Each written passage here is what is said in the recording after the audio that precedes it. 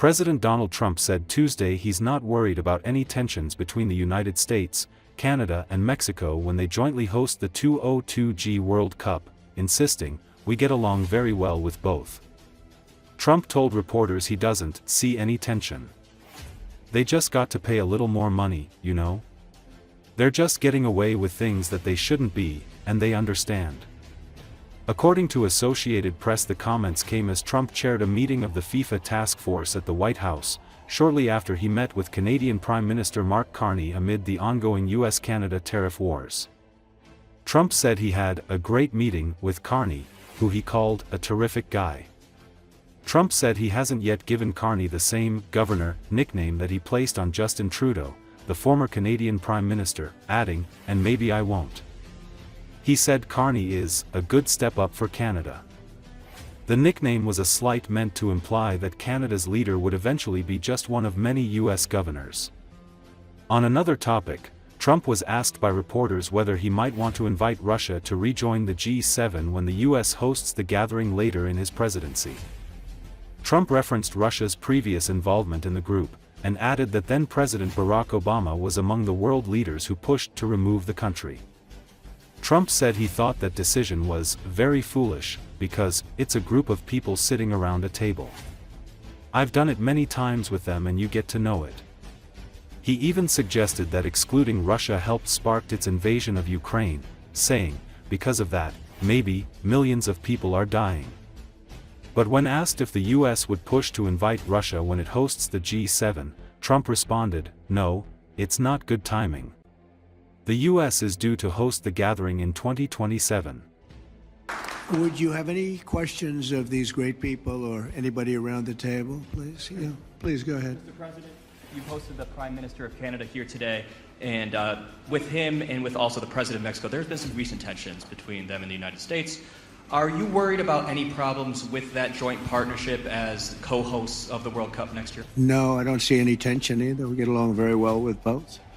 They just got to pay a little more money, you know. They're just they're getting away with things that they shouldn't be, and they understand. We had a great meeting today, actually, with the new Prime Minister, who's a terrific guy, and we had a very long session with JD and Marco and everybody, and it went very well. No, we had a very great meeting, and no tension. We want to do what's right for our respective peoples, and that's what's going to happen. And also with Mexico, I think the relationship is really very good with the President of Mexico, as you know, you probably heard. And we're going to have a very good relationship with regard to FIFA. I have no doubt about it. Johnny would know better than anybody, but you understand. I mean, I think the relationship is very good. Thank you very much. Question? Yeah, please. Is there any reason you haven't referred to Mark Carney as governor as you did with Trudeau? Well, as far as calling him Governor Carney, no, I haven't done that yet, and maybe I won't. I did have a lot of fun with Trudeau, but I think this is a big step up. It's a good step up for Canada. I watched very closely. I thought he did really terrifically in the debates. I like him. You know, he's a nice man. We get along very well. We had a great meeting today. Really good. I think the relationship's going to be very strong. Thank you. Is banned from playing the next World Cup. What's your position on this? Say it again. Russia has been banned from playing the next World Cup. What's your position on this? I didn't know that. Is that right? You want to explain? That is right. They are banned for the time being, yeah, Okay. from playing. But we hope that He's the boss. I'm not the boss on that. I have nothing to do we hope with it. that something happens and peace will happen, and then Russia possible. can be readmitted. So that's what we possible. Hey, that could be a good incentive, right? We want to get them to stop. We want them to stop. We want the 5,000 young people a week are being killed. It's not even believable. The Russian soldiers and the Ukrainian soldiers mostly. Also people in towns every 2 weeks. Horrible things going on over there. So we're gonna get that war stopped. Okay. About all of the events that will be happening here in the U.S. over the next few years. You mentioned the G7 and you said it used to be called the G8. Yeah. As the host country, you can actually invite Russia to the G7 plus one.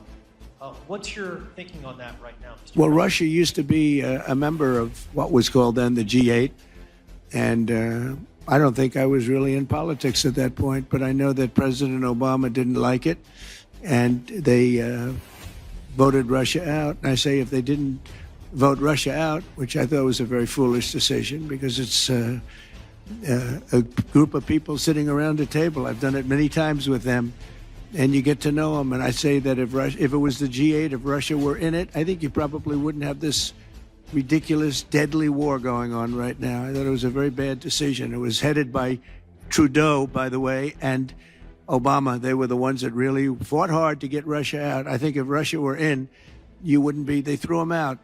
And because of that, maybe millions of people are dying. Millions, millions. The numbers are far greater than you think, but millions of people are dying.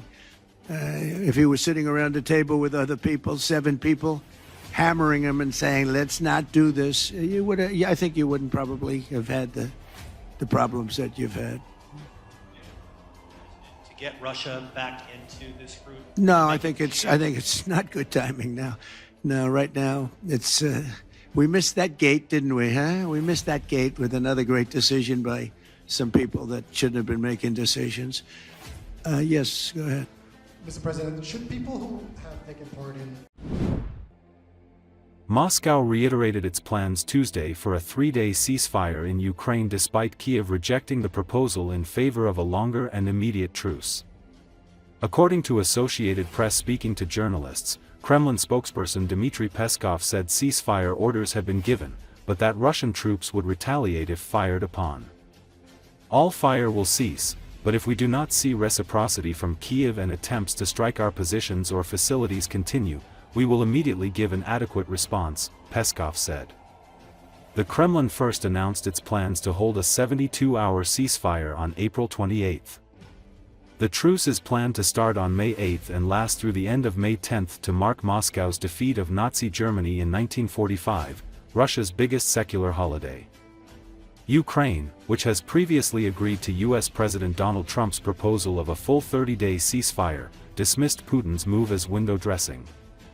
Инициатива президента Путина о временном перемирии на праздничные дни актуальна. Соответствующие указания даны Верховным главнокомандующим. Огонь будет прекращен, но в случае, если взаимности со стороны киевского режима не будет, и будут продолжаться попытки нанесения ударов по нашим позициям или по нашим объектам, то будет сразу же даваться адекватный ответ.